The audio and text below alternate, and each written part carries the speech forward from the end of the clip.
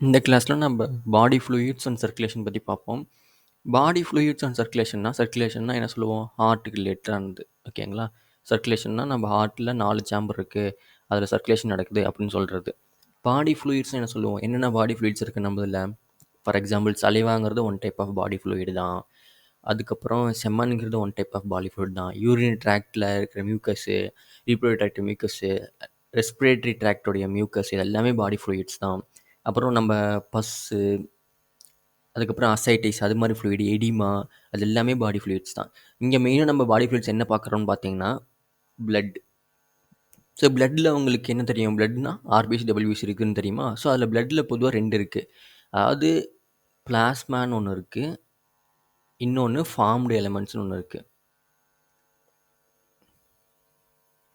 இதில் பிளாஸ்மாங்கிறது என்னென்னு பார்த்தீங்கன்னா, இதில் தான் வந்து ஒரு 95% வாட்டர் இருக்குது. மீதி வந்து இந்த அல்புமின், குளோபுலின், ஃபைப்ரினோஜன், இந்த ஃபைப்ரினோஜன் தான் கிளாட்டிங்க்கு யூஸ் ஆகுது. ஓகேங்களா? ஃபார்ம்டு எலமெண்ட்ஸ் என்னென்னு பார்த்தீங்கன்னா 3 நம்ம காமனாக தெரியறது. RBC, WBC, platelets. Red blood cell, white blood cell, platelets இருக்கிறது தான் இந்த இது சொல்கிறது நம்ம ஃபார்ம்டு எலமெண்ட். ஸோ இதுதான் பிளட்டில் இருக்கிறது. ஸோ அதர் பாடி ஃப்ளூயிட்ஸ், இன்னொரு பாடி ஃப்ளூயிட் என்ன இருக்குதுன்னு பார்த்தீங்கன்னா லிம்ப் ஃப்ளூயிடு. இதில் தான் வந்து இன்டர்டிஷியல் ஃப்ளூயிடுன்னு சொல்லுவாங்க, டிஷ்யூ ஃப்ளூயிடுன்னு சொல்லுவாங்க இந்த லிம்புங்கிற. ஸோ லிம்புங்கிறது இப்போ ஒரு செல் இருக்குன்னு வச்சுக்கோங்களேன், பக்கத்தில் ஒரு பிளட் வெசல்ஸ் இருக்கும். இந்த பிளட் வெசல் இங்கே ஃப்ளூயிட் கொடுக்கும், நியூட்ரியன் கொடுக்கும், ஆக்சிஜன் கொடுக்கும், திரும்பி இங்கே எடுத்துக்கும். ஸோ இந்த நடுவில் இருக்கிற இந்த ஸ்பேஸில் இருக்கிறது தான் லிம்ப் ஃப்ளூயிடு. இது செல் ஆர் டிஷ்யூ, இது வந்து பிளட் வெசல். ஸோ இந்த நடுவில் இருக்கிற ஃப்ளூயிட் எப்படி இருக்கும்னா ஆர்பிசி டபிள்யூபிசி இருக்காது. இந்த பிளாஸ்மா மாதிரி பிளாஸ்மா கண்டென்ட்ஸ்லாம் நடுவில் இருக்கும். ஓகேங்களா? Similar to plasma except some components. இந்த இந்த லிம்ப் வழியாக தான் வந்து இந்த பிளட் வந்து அங்கே செல்லு கொடுக்குறதும் இங்கே நடக்கிறதும் நடக்கும். ஓகேங்களா? நடுவில் ஒரு டிரான்ஸ்போர்ட் மீடியம் மாதிரி. நெக்ஸ்ட் சர்க்குலேட்டரி பாத்வேஸ்னால் நம்ம பார்த்தது ஹார்ட் இருக்குன்னு வச்சுக்கோங்களேன். ஸோ ஹார்ட்டில் வந்து பார்த்திங்கன்னா 4 சேம்பர் இருக்கும். Right atrium, left atrium, right ventricle, left வென்ட்ரிக்கிள்னு சொல்லிட்டு. இங்கே தான் வந்து இன்ஃபீரியர் எனக்காக சுப்பீரியர் எனக்காக வருது. இங்கேருந்து அயோட்டா வெளியே போகுது. அப்புறம் இங்கேருந்து லங்ஸுக்கு போகுது. இந்த லங்ஸ்லேருந்து திரும்பி ரைட் ஏட்ரியமுக்கு வருது. ரைட் வென்ட்ரிக்கிள் போயிட்டு அயோட்டா ஆல் பாடி ஃப்ளூயிட்ஸ்க்கு போகுது. ஸோ இதுதான் சர்க்குலேட்டரி பாத்வேஸ் பார்க்குறது. டபுள் சர்க்குலேஷன் என்னன்னு பார்த்தீங்கன்னா சிஸ்டமிக் சர்க்குலேஷன் சொல்கிறது. அதாவது டைஜஸ்டிவ் ட்ராக்ட், இந்த அலிமெண்ட்ரி கேனல் இருக்குது பார்த்தீங்களா? இந்த அலிமெண்ட்ரி கேனல் இருக்கும், இதுக்கும் நம்ம லிவருக்கும் ஒரு பாத்வே போகும். ஓகேங்களா? அதுதான் போர்ட்டல் சர்க்குலேஷன் சொல்லுவாங்க. அந்த நியூட்ரியன்ஸ்லாம் லிவருக்கு எடுத்துகிட்டு போய் எல்லா பாடி பார்ட்ஸ்க்கும் கொண்டு போகிறது. Next regulation of cardiac activity. எப்படி ரெகுலேட் பண்ணுதுன்னு பார்த்தீங்கன்னா நியூரல் ரெகுலேஷன் தான். ஆட்டோனாமிக் நர்வஸ் சிஸ்டம் தான் ரெகுலேட் பண்ணும் கார்டியாக் ஆக்டிவிட்டியில். இதில் 2 டைப் இருக்குது. சிம்பத்தட்டிக் ஒன்று இருக்குது, பேராசிம்பத்தட்டிக் ஒன்று இருக்குது.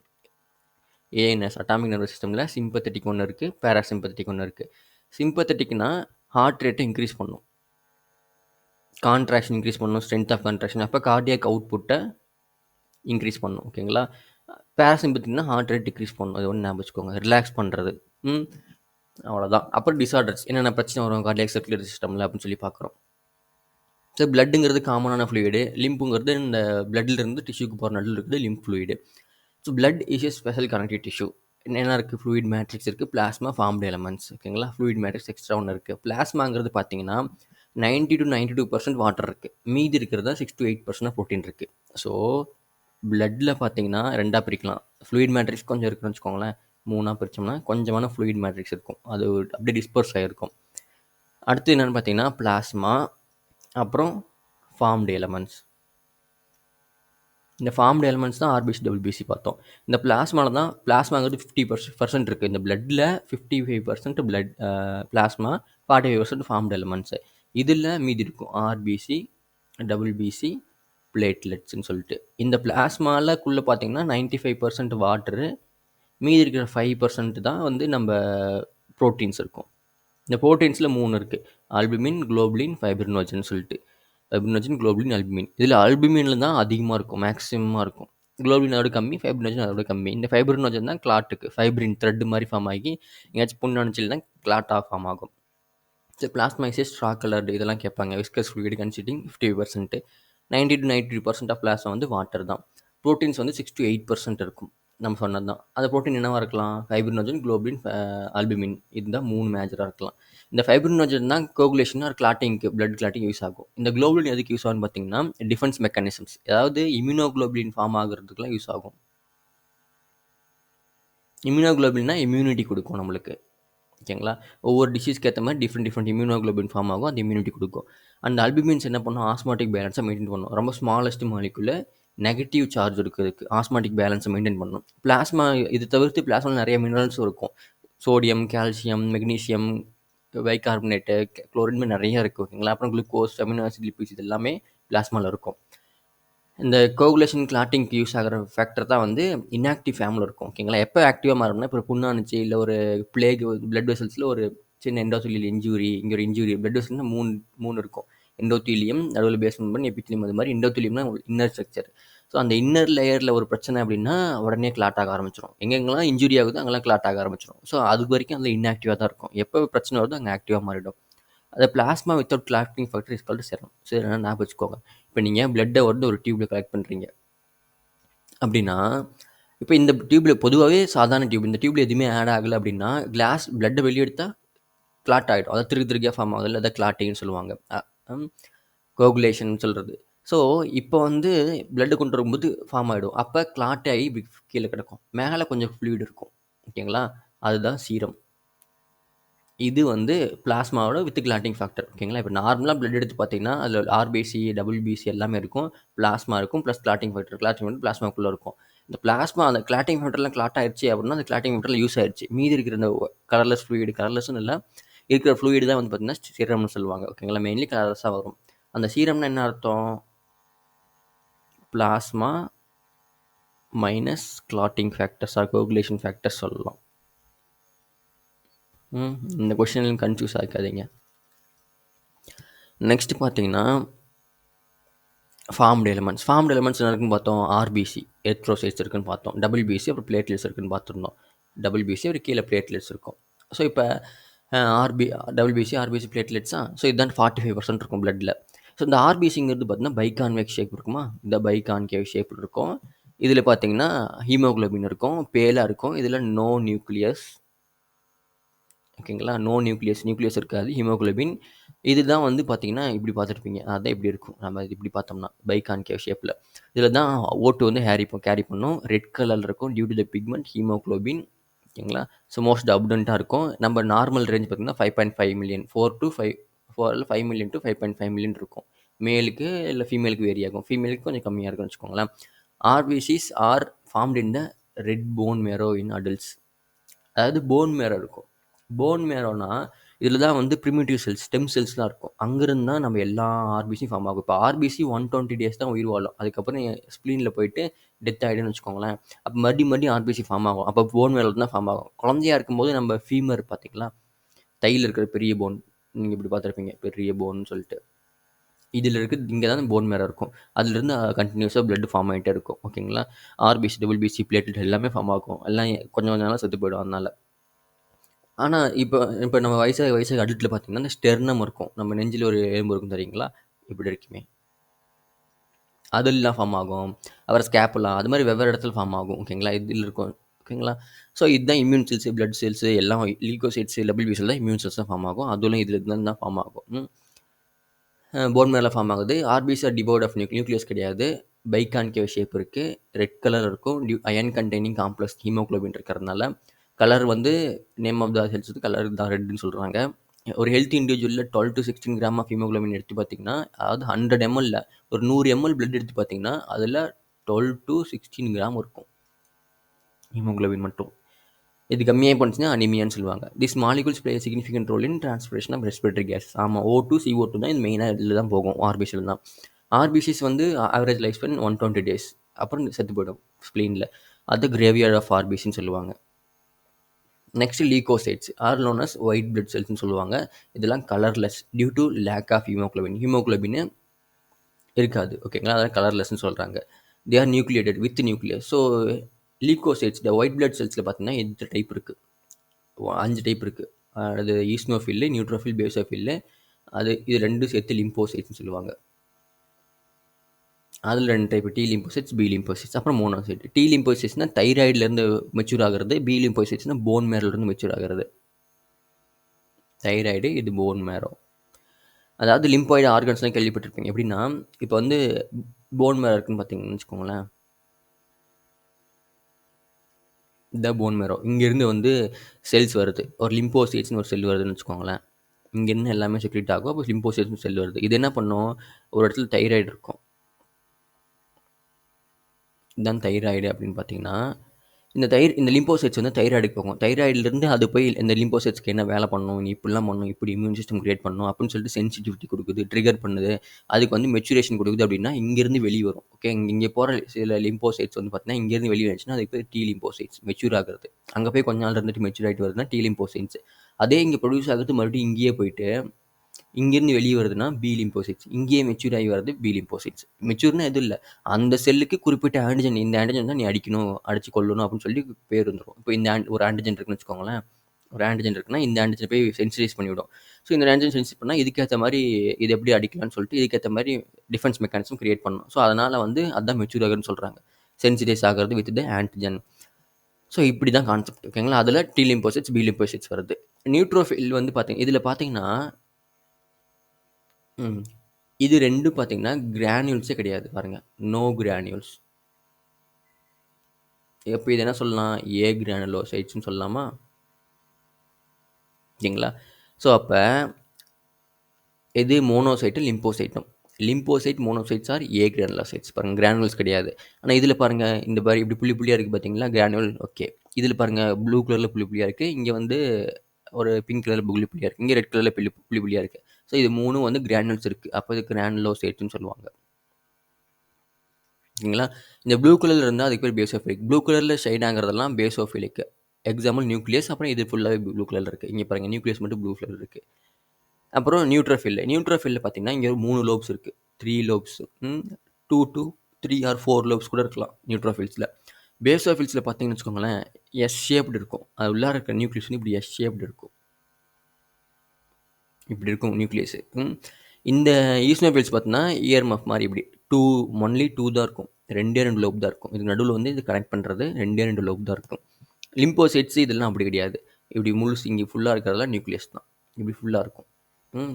Mostly smallest.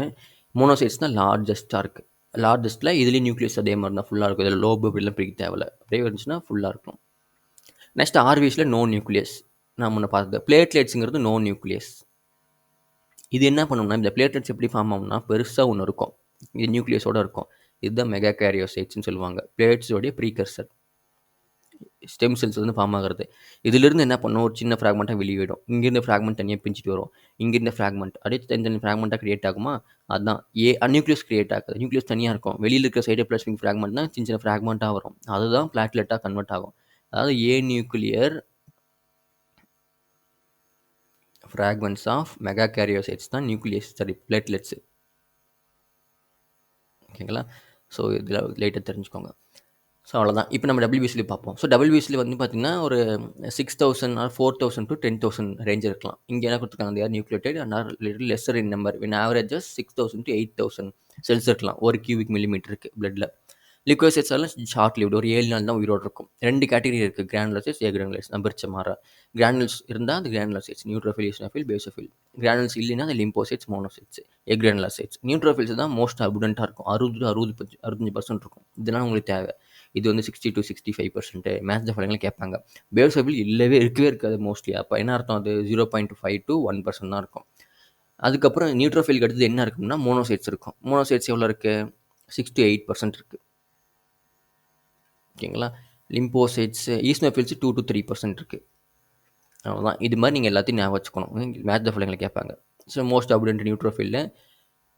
பேசோஃபில்ஸ் ரொம்ப கம்மியாக இருக்கும். மோனோசைட்ஸ் தான் லார்ஜஸ்ட் இருக்கும். இந்த நியூட்ரோஃபில் மோனோசைட்ஸ் தான் ஃபேகோசைட்டிஸ் பண்ணும். ஃபேகோசைட்டிஸ்னா இப்போ ஃபாரின் பாடி ஆர்கனிசம் இருக்குன்னு வச்சுக்கோங்களேன். இப்படி ஒரு மோனோசைட்ஸ்னா இது போய் அது சாப்பிட்ரும், இதை எடுத்து சாப்பிட்டுக்கிட்டு வெளியில் தூள் வெளியே எடுத்துரும். ஓகேங்களா. அந்த ஃபேகோசைட்டிக் மெக்கானிசம்லாம் இந்த பண்ணும் neutrophils and monocytes. destroy foreign organisms entering the body. Basophils secrete, basophils தான் இதுதான் வந்து ஹிஸ்டமின் செக்ரேட் பண்ணுவோம், செரோட்டோனின், ஹெபாரின். இந்த ஹிஸ்டமின்லாம் வந்து மாஸ்ட் செல்ஸ்னு செக்ரேட் ஆகிறது. Involve in inflammatory reactions. Inflammation இருந்துச்சுன்னா பேசோஃபில் இன்க்ரீஸ் ஆகும். இல்லை ரொம்ப கம்மியாக இருக்கும், பிளட் எடுத்து பார்த்தீங்கன்னா ஒரு பேசோஃபில் கூட தெரியாது மைக்ரோஸ்கோப்பில். ஈஸ்னோஃபில்ஸ்லாம் 2 to 3% இருக்கும். ரெசிஸ்ட் இன்ஃபெக்ஷனை ரெசிஸ்ட் பண்ணும், அதாவது இன்ஃபெக்ஷன் நடக்கக்கூடாது அப்படி ஆப்போஸ் பண்ணி. இப்போ ஏதாச்சும் இன்ஃபெக்ஷன் வருது, அலர்ஜி வருது, ஈஸ்னோஃபில்ஸ் ஹையாக இன்க்ரீஸ் ஆகிடும். ஓகேங்களா. Also called associate with allergic reactions. ஓகேங்களா. லிம்போசைட்ஸ் 20-25% இருக்கும். ஓகேங்களா. நியூட்ரோஃபில்ஸ் வந்து 60-65, பேசோஃபில்ஸ் ரொம்ப கம்மி 0.5-1, ஈஸ்னோஃபில்ஸ் 2-3. இந்த லிம்போசைட்ஸ் எவ்வளோ 20-25%. ஓகேங்களா. இதெல்லாம் திரும்பி ஞாபகம் வச்சுக்கணும். இதெல்லாம் கொஸ்டின்ஸ் கேட்பாங்க. இதை மேட்ச் ஆஃப் ஃபாலோயிங்கில். ஓகேங்களா. Eosinophils, monocytes 6-8%. மோனோசைட்ஸு 6-8%. ஸோ இந்த லிம்போசைட்ஸில் 2 சொன்னேன், பி அண்ட் டிஏ. அது எங்கே மெச்சூர் ஆகுதோ அதை பொறுத்து பிடி லிம்போசைட்ஸ் ஃபார்ம் ஆகும். Next platelets. இதெல்லாம் த்ரோம்போசைட்ஸ் இன்னொரு பேர் இருக்குது. இதான் cell fragments produce from megakaryocytes. ஓகேங்களா. ஸ்பெஷல் செல்ஸ் இந்த போன் மேரோ அதுலேருந்து ஃபார்ம் ஆகுது. So no nucleus. Blood normally contains 1.5 லட்சம் to 3.5 லட்சம் பிளேட்லெட்ஸ் இருக்கலாம். பிளட் ஸ்கேன், அதாவது டெங்குலேருந்து பிளேட்லெட் கம்மியாகிடும். ஒரு 50,000 கீழே கம்மியாகிடும். ஓகேங்களா. 50,000 கீழே 1 lakh கீழே கம்மியாகிடும். Platelets can release a variety of substance, most of them involve coagulation or clotting of blood. இதுவும் ஹெல்ப் பண்ணும் கிளாட்டிங்க்கு, கோகுலேஷனுக்கு. பிளேட்லெட் ஃபேக்டர்னு சொல்லுவாங்க. பிளட்டை வெளியே கொண்டு வந்தாவே பிளேட்லெட் போய் எங்கேயாச்சும் பட்டுச்சுன்னா, அந்த வெளியில் இருக்கிற ஃபாரின் சப்ஸ்டன்ஸுக்கு பட்டுச்சுன்னா, டச் ஆனிச்சுன்னா பிளேட்லெட் ஃபேக்டரில் ஆக்டிவேட் ஆகிடும். மொத்தம் 1 to 12 ஃபேக்டர்ஸ் பக்கமாக இருக்குது. 12, 13 சொல்லிட்டு. ஸோ 12 ஃபேக்டர்ஸ்லாம் ஆக்டிவேட் ஆகிடும். இன்ஆக்டிவேட்டில் தான் இருக்கும். எங்கேயாச்சும் வெளியில் வந்துச்சுன்னா ஆக்டிவேட் ஆகிடும். ரிடக்ஷன் இந்த number can lead to clotting. Platelet கம்மியாச்சுன்னா கிளாட்டிக் டிசார்டர். அப்படியே அங்கங்கே வந்து ரெட் கலரில் மாறும்னு வச்சுக்கோங்களேன். பாடிக்குள்ளேயே பிளேட்லெட் கம்மியாச்சுன்னா அதான் ஹெமரேஜஸ்ன்னு சொல்லுவாங்க. It's lead to excessive loss of blood from the body. அப்போ வந்து நம்மளுக்கு யூரினரி ட்ராக்ட்டு, ரெக்டம் அங்கெல்லாம் வந்து ஃபீஸஸ் வெளியே வரும்போது பிளட்டும் சேர்த்து வரும். வாமிட் வருது. இதெல்லாம் பிளேட்லெட் கம்மியானாலும் வரும். அதாவது அப்படி கம்மியானாலும் வரும், வாமிட் வேறு காரணம்னாலும் வரும். ஓகேங்களா. அப்போ நெக்ஸ்ட் பார்த்தீங்கன்னா blood group. 2 type of blood group இருக்குது. ஏபிஓ பிளட் குரூப்னு ஒன்று இருக்குது, ஆர்ஹெச் பிளட் குரூப்னு இருக்குது. ஆர்ஹெச் பிளட் குரூப்னா இப்போ ஆர்பிசி இருக்குன்னு பார்த்தீங்கன்னு வச்சுக்கோங்களேன். அந்த ஆர்பிசியில் ஒரு ஆன்டிஜன் ஆன்டிபாடி தான். ஆன்டிஜன்னா வெளியிலேருந்து ஒரு சப்ஸ்டன்ஸ், ஆன்டிபாடினா நம்ம இங்கேருந்து ப்ரொடியூஸ் ஆகிறது. அதே மாதிரி தான் ஆர்ஹெச்னு வெளியே இருந்த சப்ஸ்டன்ஸ் கிடையாது, ஒரு ஆன்டிஜன். இப்போ ஆர்ஹெச்ங்கிற ஆன்டிஜன் வந்து ப்ரெசென்ட் ஆயிருக்குன்னா அது ஆர்ஹெச் பாசிட்டிவ். இதே ஆர்ஹெச் ஆன்டிஜன் வந்து ஆப்சண்ட் ஆயிருக்குன்னா அது ஆர்ஹெச் நெகட்டிவ். அப்போ ஆர்ஹெச் பாசிட்டிவ் ஆன்டிபாடி எப்படி இருக்குன்னா, ஆர்பிசியில் இங்கே ஒரு ஆர்ஹெச் ஆன்டிஜன் இருக்கும். இதுதான் ஆர்ஹெச் ஆன்டிஜன். இதே அது இல்லை, அப்படி ஆர்ஹெச் நெகட்டிவ் என்ன இருக்குன்னு பார்த்தீங்கன்னா வெறும் இது மட்டும் இருக்கும். இப்போ இந்த ஆர்ஹெச் அப்போ என்ன யூஸ் ஆர்ஹெச் நெகட்டிவ் ஞாபகம் பிரிக்கிறாங்க அப்படின்னா, இந்த ஆர்ஹெச் பாசிட்டிவ் பிளட்டு லைட்டாக இப்போ இங்கே வந்து தொட்டுச்சுன்னு வச்சுக்கோங்களேன், இங்கே ஆன்டிபாடி கிரியேட் ஆகிடும். ஆர்ஹெச் ஆன்டிபாடி கிரியேட் ஆகிடும். அது வரைக்கும் கிரியேட் ஆகாது. ஓகேங்களா. இது வந்து ஒன் சென்சிடைஸ் ஆனால் மட்டும்தான் கிரியேட் ஆகும். நேச்சுரலாக எப்பயுமே ப்ரெசென்ட் ஆகிருக்காது. இதுதான் இதுக்கும் ஏபிக்கும் டிஃப்ரென்ஸ், ஏபிஓக்கும். இந்த கான்செப்ட் இதுக்கு. நெக்ஸ்ட் ஏபிஓ பிளட் குரூப் என்னென்னு பார்த்தீங்கன்னா, மொத்தம் எத்தனை இருக்குது? ஏபிஓ பிளட் குரூப் இருக்குங்களா, அப்புறம் ஏபி பிளட் குரூப் இருக்குங்க. இது வந்து எப்படி டிட்டர்மைன் ஆகுனா, ஏ அண்டு பி அல்லில் இருக்கிறதுனால, அல்லது ஆன்டிஜன் இருக்கிறதுனால அப்படி சொல்லலாம். இப்போ ஆர்பிசியில் பிளாஸ்மாவில் 2 இருக்குது. பிளாஸ்மாவில் தான் ஆன்டிபாடி ப்ரொடியூஸ் பண்ணும், ஆர்பிசியில் ஆன்டிஜன் இருக்கும். இப்போ ஆர்பிசியில் ஏ ஆன்டிஜன் இருக்குன்னா அதுக்கு பேர் ஏ பிளட் குரூப், ஏ ஆன்டிஜன் இருக்கும். ஓகேங்களா. அது ஆர்பிசியில் பி ஆன்டிஜன் இருக்குன்னா பி பிளட் குரூப். 2 ஆன்டிஜனுமே இல்லை அப்படின்னா ஓ பிளட் குரூப் எதுவுமே இல்லை. ஆனால் 2மே இருக்குன்னா ஏவும் இருக்குது பி இருக்குன்னா அது AB blood group. Next antibody. இப்போ இதில் வந்து ஆன்டிபாடி ப்ரெசென்ட் ஆகிருக்கும், நேச்சுரல் ஆன்டிபாடி ப்ரெசென்ட் ஆகிருக்கும். அதுதான் ஆர்ஹெச்சுக்கும் இதுக்கு டிஃப்ரென்ஸு. நேச்சுரல் ஆன்டிபாடி ப்ரெசென்ட்டாக இருக்கும். ஆன்டிபாடின்னு எப்படி இருக்கும்? ஏ ஆன்டிஜன் இருக்குது, அதுக்கு ஆப்போசிட் ப்ரொடியூஸ் ஆகுமா? ஆகாது. அதுக்கு ஆப்போசிட் ப்ரொடியூஸ்னா தன்னை அடிச்சுட்டு செத்து போயிடும். ஸோ அதனால் என்ன பண்ணணும்? ஆப்போசிட் பி பிளட் குரூப்புக்கான ஆன்டிபாடி ப்ரொடியூஸ் ஆகும். ஸோ இங்கே வந்து ஆன்டி பி ப்ரொடியூஸ் ஆகும். அப்போ இங்கே பி பிளட் குரூப்பில் பி ஆன்டிஜன் இருக்குன்னா ஆன்டி ஏ ப்ரொடியூஸ் ஆகும். இங்கே ஓவில் எதுவுமே இல்லை, அப்போ 2மே ப்ரொடியூஸ் ஆகிடும். ஆன்டி ஏ பி ப்ரொடியூஸ் ஆகும். இங்கே என்னது 2மே இருக்குது, அப்போ நோ ஆன்டிபாடி. ஓகேங்களா. ஆன்டிபாடி ப்ரொடியூஸ் ஆகுது. இதுதான் காரணம். அதெல்லாம் பிளட்டை மாற்றி கொடுத்தா லைசிஸ் ஆகுது, பிரச்சனை வருதுன்றாங்க. இதில் வந்து பாசிட்டிவ் நெகட்டிவ்னு சொல்கிறது வந்து Rh antigen positive, A positive, B positive சொல்கிறது ஆர்ஹெச்சையும் சேர்த்து கணக்கு போடுவாங்க. ஆர்ஹெச் இருக்கா இல்லையான்னு பார்த்துட்டு. ஆர்ஹெச்னா கோல்டு, எப்பயாச்சும் வந்து வெளியில் பிரச்சனை வந்துச்சுன்னா மட்டும் தான் ப்ரொடியூஸ் ஆகும், ஆன்டிபாடி ப்ரொடியூஸ் ஆகும், இல்லை ப்ரொடியூஸ் ஆகாது. ஆனால் ஏபியுக்கும் ஏற்கனவே ப்ரெசென்ட் ஆகிருக்கும், ஆன்டிபாடியும் இருக்கும், ஆன்டிஜனும் இருக்கும். அவ்வளோதான். இதுதான் உங்களுக்கு. இதை வந்து ஜெனட்டிக்காக சொல்லியிருப்பாங்க, ஐஏ அப்படின்னு சொல்லிட்டு. இது ஏ பிளட் குரூப். இல்லை ஐ மட்டும் இருந்துச்சுன்னா ஏ பிளட் குரூப். ஸோ பின்னாடி பார்ப்போம் நம்ம. ஸோ 2 டைப் இருக்குது. இதை வைட்லி யூஸ் பண்ணுவாங்க, ஏபிஓ ஆர்ஹெச். மித்த நிறையா இருக்குது, அதெல்லாம் வேணாம். ABO grouping is based on presence or absence of 2 surface antigens. ABO என்ன ஆன்டிஜன் இருக்குது? ஆர்பிசியில் தான் இருக்குது. என்னது? A and B. அதே மாதிரி பிளாஸ்மாவில் வந்து 2 நேச்சுரல் ஆன்டிபாடி இருக்கும். ஆன்டிஜன் வந்து ஆர்பிசியில் இருக்குது, பிளாஸ்மாவில் ஆன்டிபாடி இருக்கும். என்ன ஆன்டிபாடி இருக்குது? Anti A, anti B. Next distribution of antigen antibody 4 குரூப்பில் இருக்குது. ஏபி, ஏபிஓ நான் சொன்ன மாதிரி. இது வந்து இப்போ பிளட் ட்ரான்ஸ்ஃபியூஷன் பண்ணும்போது டோனருக்கும் ரெசிபியண்ட்டும் கரெக்டாக மேட்ச் தான் பார்க்கணும் ஒரே இதாக. அப்படி இல்லைன்னா கிளம்பிங் ஆகும். கிளம்பிங்னா அந்த திருக்க ஃபார்ம் ஆகுது. ஓகேங்களா? Restriction of RBC. RBC haemolysis சொல்லுவாங்க. ஆர்பிசி ஹீமோலைஸ் ஆகி அவ்வளோதான், அப்புறம் பிரச்சனை வரும். ஓகேங்களா? ஸோ அதனால பிளட் குரூப் பார்க்கும்போது A blood B ABO blood குரூப்புக்குன்னா ஆன்டிஜன் வந்து ஏ பி ஏபி நில் இருக்கும். ஆன்டிபாடிஸ் வந்து பிளாஸ்மாவில் ஆன்டிபாடி பி சொன்ன மாதிரி தான். டோனர்ஸ் குரூப் வந்து எப்படி இருக்கலாம், இப்போ எந்தெந்த டோனர் இது கொடுக்கலாம் அப்படின்னு பார்த்தீங்கன்னா, இது ரெசிபியண்டாக இருக்குது தான் வாங்குறவனா இருந்தால் டோனர் என்ன வேணால் கொடுக்கலாம்னா ஏ கொடுக்கலாம். ஏ கொடுத்தோம்னா தியரியாக ஓ கொடுக்கலாம், பட் தியரி ஓ கொடுக்க மாட்டாங்க பேசிக்காக ப்ராக்டிக்கலாக. ஸோ ஆன்டிஜன் ஏ கொடுத்தோம்னா என்ன ஆகும், சேமு அது ஆன்டி பி இருக்கும், ஆன்டிஜன் ஏ இருக்கும், ஒன்றும் பிரச்சனை இருக்காது. பி கொடுத்தோம்னா ஆன்டி ஏ இருக்கும், அப்போ ஏ இருக்கிற எல்லாமே கொண்டுரும். ஸோ அதனால் கொடுக்கக்கூடாது. ஸோ ஏபி கொடுக்கலாம். அப்புறம் ஏபி தான் யூனிவர்சல் ரெசிபியன்ட்.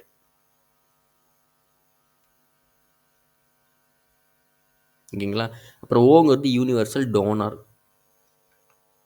ஏன்னா ஓங்கிறது எல்லா இடத்துலையும் இருக்குது பாருங்கள், எல்லாருக்கும் ஓ கொடுக்கலாம். எல்லா பிளட்டையும் எடுத்துக்கிறது ஏபி, எதை வேணால் கொடுக்கலாம். ஆனால் ஏன்னா ஆன்டிபாடி கிடையாது, எதை கொடுத்தாலும் அக்செப்ட் பண்ணிக்கும். ஓகேங்களா? அவ்வளோதான். Next Rh grouping. ஆர்ஹெச்சில் சொன்ன மாதிரி தான் பாசிட்டிவ் நெகட்டிவ்னு இருக்குது. ஓகேங்களா? So another antigen like Rh antigen similar to 1% இந்த ரீசஸ் மங்கீஸில் இருக்கிறதுனால ஆர்ஹெச்னு சொல்கிறாங்க. ஸோ ஆர்பிசியில் ஆன்டிஜன்ஸ் இருக்கும். ஓகேங்களா? 80% ஆஃப் ஹியூமன்ஸ் இருக்கும். இந்த இப்போ அந்த இண்டிவிஜுவல்ஸ் வந்து 80% வந்து ஆர்ஹெச் இருக்குது, அந்த ஆன்டிஜன் இருக்குன்னா அது ஆர்ஹெச் பாசிட்டிவ். அதே மாதிரி ஆன்டிஜன் இல்லையே அப்படின்னா அது ஆர்ஹெச் நெகட்டிவ். அவ்வளோதான். ஆன்டிபாடி இருக்கணும், அதெல்லாம் வந்து எக்ஸ்போஸ் ஆனால் தான் கிடைக்கும். இப்போ ஒரு ஆர்ஹெச் நெகட்டிவ் பர்சன் இருக்கான், அவன் வந்து ஆர்ஹெச் பாசிட்டிவ் பிளட்டுக்கு ஏதோ ஒன்று எக்ஸ்போஸ் ஆகிட்டான், லைட்டாக வந்து எக்ஸ்போஸ் ஆயிடுச்சு அப்படின்னா specific antibody against Rh antigen produce ஆகும். அதுதான் ஆர்ஹெச் ஆன்டிபாடின்னு சொல்கிறாங்க. therefore RH group should also be matched before transfusion. அதனால் டிரான்ஸ்ஃபியூஷன் பிளட் வந்து கொடுக்கறதுக்கு முன்னாடி நம்ம ஆர்ஹெச்சையும் பார்க்கணும். ஆர்ஹெச் ஆன்டிபாடி வந்து செக் பண்ணணும் இருக்கா இல்லையா அப்படின்ட்டு. அதுக்கேற்ற மாதிரி பிளட் கொடுக்கணும். ஸோ ஒரு specific case of Rh incompatibility mismatching நடக்கும். எப்போ நடக்கும்னு பார்த்தீங்கன்னா, ப்ரெக்னென்ட் மதருக்கும் வந்து ஃபீட்டஸ்க்கும் அடிக்கடி நடக்கும். இதுக்கு நம்ம முன்னாடியே வந்து அதுக்கேற்ற மாதிரி ப்ரிகாஷன்ஸ் எடுக்கணும். ஓகேங்களா? இப்போ எப்படின்னா, மதர் இருக்காங்க, ப்ரெக்னெண்ட்டாக இருக்காங்க, ஆர்ஹெச் நெகட்டிவ் மதர், இவங்க ஒரு ஃபீட்டஸ் ஃபார்ம் ஆகுது, அது ஆர்ஹெச் பாசிட்டிவ் ஃபீட்டஸாக இருக்குது அப்படின்னா, இப்போ எக்ஸாம்பிள் இது ஏ நெகட்டிவ் பிளட் குரூப்னா இது ஏ பாசிட்டிவாக ஃபார்ம் ஆகுது அப்படின்னா இன்னும் அர்த்தம் ஆர்பிஸில் ஆர்ஹெச் ஆன்டிஜன் இருக்கும். அப்போ நம்ம ப்ரெக்னெண்ட்டாக இருக்கும்போது இந்த பேபி சுற்றி என்ன இருக்கும், ஃபீட்டஸ் சுற்றி எப்படி இருக்குன்னா ப்ளசண்ட்டாக இருக்கும், ஃபுல்லாக கவர் பண்ணியிருக்கும், அதனால் கான்டாக்ட் இருக்காது. டெலிவரியில் என்ன ஆகும்னு பார்த்தீங்கன்னா, இந்த ஆர்ஹெச் நெகட்டிவ் மதர் கூட இந்த ஆர்ஹெச் பாசிட்டிவ் பிளட் லைட்டாக எக்ஸ்போஸ் ஆகும். ஓகேங்களா? அந்த இன்ஜுரிஸ் பிளட் வெசல்ஸ்லாம் உடையிறதுனால லைட்டாக எக்ஸ்போஸ் ஆகும் இந்த Rh positive blood group of foetus. அப்போ ஃபீட்டஸ் எக்ஸ்போஸ் ஆனால் இங்கே என்ன ப்ரொடியூஸ் ஆகும், ஆன்டி ஆர்ஹெச் ப்ரொடியூஸ் ஆகும். எங்கே, ஆர்ஹெச் நெகட்டிவ் மதரில். அப்போ ஆன்டிபாடிஸ் ப்ரொடியூஸ் ஆகிடுச்சா. ஸோ அப்போ என்ன பண்ணோம்னா, இப்போ எந்த பிரச்சனையும் கிடையாது, இந்த ஆன்டிபாடி ப்ரொடியூஸ் ஆகும், அதுக்கு மதருக்கு எந்த பிரச்சனையும் கிடையாது. சப்போஸ் செகண்ட் ப்ரெக்னென்சி இருக்குது, அந்த செகண்ட் ப்ரெக்னென்சியில் ஒரு ஃபீட்டஸ் இருக்குது, இந்த ஃபீட்டஸ் வந்து ஆர்ஹெச் பாசிட்டிவாக இருக்கட்டும், இங்கே வந்து அதே மதருக்கு என்ன இருக்கும், அந்த மதருக்கு இப்போ ஆர்ஹெச் ஆன்டிபாடி இருக்குது. ஆனால் அது மதர் தான் ஆர்ஹெச் நெகட்டிவ் தான், அதனால் ஆன்டிபாடி ப்ரொடியூஸ் ஆயிடுச்சு. எதனால், ஏற்கனவே எக்ஸ்போஸ் ஆனதுனால. இப்போ இது பிறக்கும்போது இந்த ஆர்ஹெச் பாசிட்டிவ் குழந்தை பிறக்கும்போது நிறைய ஹீமோலைசிஸ் சிம்டம் இருக்கும், ஜாண்டிஸில் வரும், அதுதான் எரித்ரோபிளாஸ்டோசிஸ் ஃபீட்டாலிஸ் பிரச்சனை வரும், சிவியர் அனிமியா அதெல்லாம் வரும், fatal to the foetus, even ஆபத்தாக இருக்கும் அது டெலிவரி ஆகிற சமயத்தில். ஓகேங்களா? ஏன்னா டெலிவரி ஆகும்போது கொஞ்சம் எக்ஸ்போஸ் ஆகும், அந்த டைமில் அந்த ஏற்கனவே ப்ரெசென்ட்டாக இருக்கும். ஆனால் ஃபஸ்ட் டைமில் ப்ரெசென்ட் ஆயிருக்காது, டெலிவரி ஆகும்போது தான் அப்போ தான் ப்ரெசென்ட் ஆயிருந்துச்சு. ஆனால் இங்கே ஏற்கனவே ப்ரெசென்ட் ஆயிருக்கு செகண்ட் ப்ரெக்னன்சியில், அதனால் எக்ஸ்போஸ் ஆகி அந்த குழந்தைக்கு பிரச்சனை வரும். அப்போ என்ன பண்ணோம், அந்த ஆர்ஹெச் ஆன்டிபாடியை நல்லிஃபை பண்ணணும் இம்யூனோகுளோபின் கொடுத்து. அது முன்னாடியே பண்ணுவாங்க, அதான் ப்ரீகாஷன், தான் முன்னாடி தெரிஞ்சு வச்சுக்கணும். நோ ஆர்ஹெச் ஆன்டிபாடி இந்த இடத்துல, பட் அங்கே வந்து ஆன்டிபாடி ப்ரொடியூஸ் ஆயிடுச்சு செகண்ட் ப்ரெக்னன்சியில். அதே மாதிரி இப்போ ஃபீட்டஸ் ப்ரெசென்ட்டாக டெலிவரி ஆகிற போது மட்டும்தான் ப்ரெசென்ட் ஆகிருக்குன்னு அவசியம் இல்லை. சப்போஸ் இந்த மதருக்கு வந்து கொஞ்ச நாளைக்கு முன்னாடி வந்து டிரான்ஸ்ஃபியூஷன் பிளட் டிரான்ஸ்ஃபியூஷன் பண்ணியிருக்காங்க ஏதோ ஒரு காரணத்தினால, குழந்தையாக இருக்கும்போது ஏதோ ஒன்று, அப்போ என்ன பண்ணுவாங்க, லைட்டாக தெரியாமல் ஆர்ஹெச் பாசிட்டிவ் பிளட் அனுப்பிட்டாங்கன்னு வச்சுக்கோங்க, என்ன ஆகும், அங்கேயே ஆன்டிபாடி ப்ரொடியூஸ் ஆகிருக்கும். அப்போ முன்னாடியே செக் பண்ணி பார்க்குறதும் ஃபஸ்ட்டு ப்ரெக்னன்சி முன்னாடி செக் பண்ணி பார்க்குறதுக்கு அவசியம் அப்படின்னு சொல்கிறாங்க.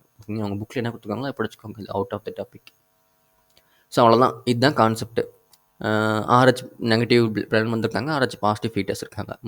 Rh antigen foetus do not get exposed to Rh negative mother first pregnancy as the two bloods are separated by placenta. During the delivery of first ப்ரெக்னன்சியில் எக்ஸ்போசர் பாசிபிலிட்டி இருக்குது. அப்போ வந்து கொஞ்சம் amount of Rh positive blood of the foetus வந்து மதருக்கு போகுது. அப்போ mother வந்து ஆன்டிபாடி ப்ரொடியூஸ் பண்ண ஆரம்பிக்கிறாங்க ஆர்ஹெச் ஆன்டிஜன் பிளட்டில். அப்போ வந்து அடுத்த ப்ரெக்னன்சி எப்போ இந்த ஆர்ஹெச் ஆன்டிபாடி என்ன பண்ணும், மதர் வந்து பிளட் ஃபீட்டஸ்க்கு போகும். அப்போ வந்து ஃபீட்டல் ஆர்பிசியை டிஸ்ட்ராக்ட் பண்ணணும். ஆர்பிசில்னா ஹீமோகுளோபின் அனிமியா வந்துடும், ஜாண்டிஸ் கொடுக்கும், அதனால் பிரச்சனை வரும், கண்டக்ட் பண்ண முடியாது. அதுதான் வந்து எரித்ரோபிளாஸ்டோசிஸ் ஃபீட்டாலிஸ்னு சொல்லுவாங்க. இதை அவாய்ட் பண்ணுவாங்க. ஆன்டி-ஆர்எச் ஆன்டிபாடி வந்து மதருக்கு immediately after the delivery of first child. First child கொடுத்துட்டாங்கன்னா அந்த ஆன்டி-ஆர்எச் ஆன்டிபாடி வந்து செத்து போயிடும். ஏன்னா வந்து ஃபர்ஸ்ட் சைடில் எக்ஸ்போஸ் ஆயிடுச்சு. அப்போ அங்கே ஓனாக ப்ரொடியூஸ் ஆகாது. ஓனாக ப்ரொடியூஸ் பண்ணால் மறுபடியும் ப்ரொடியூஸ் பண்ணிட்டு இருக்கோம் செத்து போக. ஆனால் இப்போ நம்ம எக்ஸ்ட்ரா வெளியிலேருந்து கொடுத்தோம்னா நம்மளுக்கு எந்த பிரச்சனையும் இல்லைன்னா அந்த ஓன் இம்யூன் சிஸ்டம் ப்ரொடியூஸ் ஆகாது. இது செத்து போயிடும். அப்போ திரும்பி செத்து போயிடுச்சுன்னா அடுத்தது ப்ரொடியூஸ் ஆகாது. இதுதான் concept. Next coagulation of blood. Blood எப்படி கோகுலேஷன் ஆகுது? பிளட் கோகுலேஷன் ஆகிறதுக்கு முதல்ல த்ரோம்போகைனேஸ் ஒரு என்சைம் என்ன பண்ணோம்னா ப்ரோத்ரோம்பின் டு த்ரோம்பினா ஃபார்ம் ஆகும். இது இன்ஆக்டிவ் ஸ்டேட்டில் இருக்கிறது ப்ரோத்ரோம்பின். இது ஆக்டிவாக இருக்கிறது. இந்த த்ரோம்பின் என்ன பண்ணோம்னா ஃபைப்ரினோஜிலிருந்து ஃபைப்ரினாக மாறும். ஓகேங்களா? இந்த ஃபைப்ரின் என்ன பண்ணுன்னா பிளேட்லெட் இருக்குன்னா அது கூட அட்டாச் ஆகி இன்னொரு பிளேட் கூட அட்டாச் ஆகி கிளாட்டிங் ஃபார்ம் ஆகும். ஓகேங்களா? இதுதான் கான்செப்ட். பிளட் வெசலில் ஒரு லீக்கேஜ் இருக்குது, இன்ஜுரி இருக்குது. உடனே என்ன பண்ணணும்னா இந்த பிளேட்லெட் அக்யூமுலேட் ஆகும். இந்த பிளேட்லெட் அக்யூமுலேட் ஆகிறத பார்த்துட்டு அந்த லீக்கை தடுக்கிறதுக்கோசரம் இந்த ஃபைப்ரின் ஃபார்ம் ஆகி ரெண்டையும் ப்ளக் ஃபார்ம் ஆகிடும். ப்ளக் ஃபார்ம் ஆகிடும். ஒரு பெரிய ப்ராசஸ். ஸோ கோகுலேஷன் நடக்கும். அதாவது பிளட் லாஸ் ஆகாமல் தடுக்கிறதுக்கு. ஏதாச்சும் இன்ஜுரி ஆனிச்சுன்னு வச்சுக்கோங்களேன், ஃபைப்ரின்ஸ் வந்து இன்ஆக்டிவ் ஃபைப்ரினோஜிலிருந்து ஃபைப்ரினாக மாறும் பை த என்சைம் த்ரோம்பின். இந்த த்ரோம்பின் எப்போ ஃபார்ம் ஆகும்னா த்ரோம்போகைனஸ் போயிட்டு இந்த த்ரோம்பினாக மாற்றும். ஓகேங்களா? இதே மாதிரி என்சைம்லிக் பெரிய ப்ராசஸ் நடக்கும். இதுக்கு முன்னாடி பிளேட்லெட் ஃபேக்டர்ஸ்லாம் இருக்குது. பிளேட்லெட் ஆக்டிவேட்டிங் ஃபேக்டர்ஸ் 1 to 12 இருக்குது. இதெல்லாம் வந்து ஆக்டிவேட் ஆகும். இன்ட்ரின்சிக் எக்ஸ்ட்ரின்சிக்னு சொல்லிட்டு உங்களுக்கு பேசிக்காக எது ஞாபகம் வச்சுக்கோங்க. அப்புறம் calcium ions play very important role in clotting. கிளாட்டிங்கில் கால்சியம் அயன்ஸும் யூஸ் ஆகும். ஓகேங்களா? கால்சியம் அயன் கம்பெனிஸ்னால் உங்களுக்கு கிளாட்டிங் நடக்காது. இன்ஜுரி ட்ராமானா பிளேட்லெட் வந்து பிளட் வந்து சர்டன் ஃபேக்டர் ரிலீஸ் பண்ணும். அதுதான் கோகுலேஷனை ஸ்டார்ட் பண்ணிவிடும். அதான் நான் சொன்னால் பிளேட்லெட் ஃபேக்டர்ஸ்னு சொல்லிட்டு அது. நெக்ஸ்ட்டு லிம்ப் டிஷ்யூ ஃப்ளூயிட்ஸில் இருந்தேன். ஒரு செல் இருக்குது, ஒரு டிஷ்யூ இருக்குது, டிஷ்யூ இருக்குன்னா பிளட் வெசல்ஸ் என்ன பண்ணோம்? ஹீமோகுளோபின் O2 இதெல்லாம் கொண்டு வரும். இது பிளட் வெசல்ஸ். நடுவில் இருக்கிறது தான் டிஷ்யூ ஃப்ளூயிட் லிம்ப் இன்டர்ஸ்டிஷியல் ஃப்ளூயிட்னு சொல்லுவாங்க. பிளட்டிலிருந்து ட்ரான்ஸ்ஃபர் ஆகணும், இதுக்கு ட்ரான்ஸ்ஃபர் ஆகும், அதுக்கப்புறம் இது ட்ரான்ஸ்ஃபர் ஆகும், இங்கேருந்து ட்ரான்ஸ்ஃபர் ஆகிறாலும் இங்கே ட்ரான்ஸ்ஃபர் ஆகும். ஓகேங்களா? நடுவில் இருக்கிறது இப்போ பிளாஸ்மா மாதிரியே இங்கே உள்ளார ப்ரெசென்ட்டாக இருக்கும், எக்ஸப்ட் கிளாட்டிங் ஃபேக்டர்ஸ் அது மாதிரி இருக்கிறது.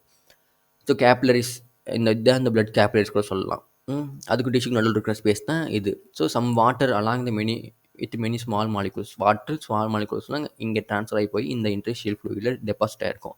இது எங்கே போய் கலெக்ட் ஆகும்னா லிம்ப் வெசல்ஸ்னு இருக்குது, லிம்ப் ஆர்கன்ஸில் இருக்குது. லிம்ப் நோட்லாம் கேள்விப்பட்டிருப்பீங்களா? அதில் போய் கலெக்ட் ஆகும். ஃபைனலாக ஸ்ப்ளீன் அங்கெல்லாம் போகும். ஸோ அப்போ அந்த ஸ்பேசஸில் ப்ரெசென்ட்டாக இருக்கும். செல்ஸ் ஆஃப் டிஷ்யூஸ்க்கு நடுவுலையும் அண்டு லார்ஜ் பிளட் வெசல்ஸ் நடுவுலையும் small water molecules with some protein substances. ஓகேங்களா? லார்ஜ் ப்ரோட்டீன்ஸ்லாம் இங்கேயே ப்ரெசென்ட்டாக இருக்கும், பிளாஸ்மாக்குள்ளேயே இங்கேயே இருக்கும். ஸோ திஸ் ஃப்ளூயிட் தான் இன்டர்ஸ்டிஷியல் ஃப்ளூயிட் ஆர் டிஷ்யூ ஃப்ளூயிட்னு சொல்லுவாங்க. Same mineral distribution as then plasma மாதிரியே இருக்கும். Exchange of nutrient gases between blood and cell வந்து இந்த ஃப்ளூயிட் நடுவில் தான் பாஸ் ஆகி போகணும். ஸோ லிம்பாட்டிக் சிஸ்டம்னே இருக்குது. இந்த ஃப்ளூயிடு கொண்டு போகிறது, மூவ் பண்ணுறது, பிரச்சனைனா வெளியே கொண்டு வரது எல்லாமே. So drains it back to the major veins. அதாவது சுப்பீரியர் வெனாக்காவா இன்ஃபீரியர் வெனாக்காவா சொல்கிறாங்க தெரியுமா? அது அந்த இடத்துக்கு கொண்டு வந்துடும். இந்த லிம்ப் வெசலும் அங்கே தான் வந்து ட்ரைன் ஆகும். ஓகேங்களா? அது வந்து மறுபடியும் ஹார்ட்டுக்கு போய் மறுபடியும் பிரச்சனை வந்துடும், மறுபடியும் ஆக்சிடென்ட்டாக மாற்றி வரணும். இந்த ஃப்ளூயிட் ப்ரெசென்ட் இந்த லிம்பாட்டிக் சிஸ்டம் தான் லிம்ப். அந்த ஃப்ளூயிடு தான் லிம்ப்னு சொல்லுவாங்க. இதுதான் வந்து கலர்லெஸ் ஃப்ளூயிடு, ஸ்பெஷலைஸ்டு லிம்போசைட்ஸ் இருக்கும். ஸோ இந்த லிம்ப் வந்து இம்யூனிட்டி கொடுக்கும் மேஜராக. இம்யூனிட்டி இதுதான் மேஜர் வேலை. Which is responsible for the immune responses of the body. Lymph is also an important carrier for nutrients, ஹார்மோன்ஸ்லாம் கேரி பண்ணும்.